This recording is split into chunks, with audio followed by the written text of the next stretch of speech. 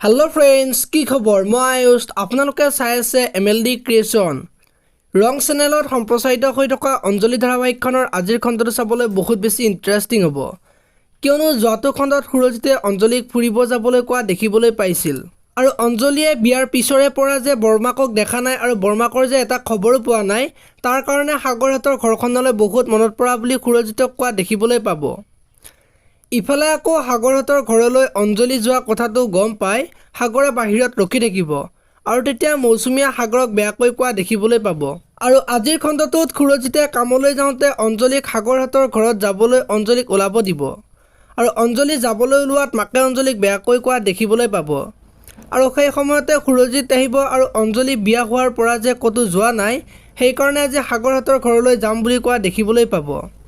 আৰু অঞ্জলিয়ে সাগৰহঁতৰ ঘৰত যোৱাৰ কাৰণে বৰমাকে মনত বহুত বেছি আনন্দ পাব।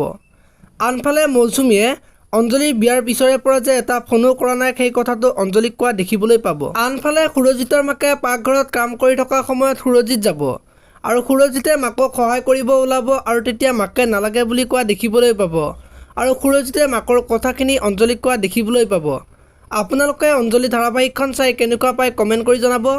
যদি আপোনালোকে এতিয়ালৈকে ভিডিঅ'টো লাইক কৰা নাই, লাইক এটা কৰি দিব আৰু যদি চেনেলটো প্ৰথমবাৰৰ বাবে চাই আছে তেনেহ'লে চেনেলটো ছাবস্ক্ৰাইব কৰি বেল আইকনটো প্ৰেছ কৰি দিব।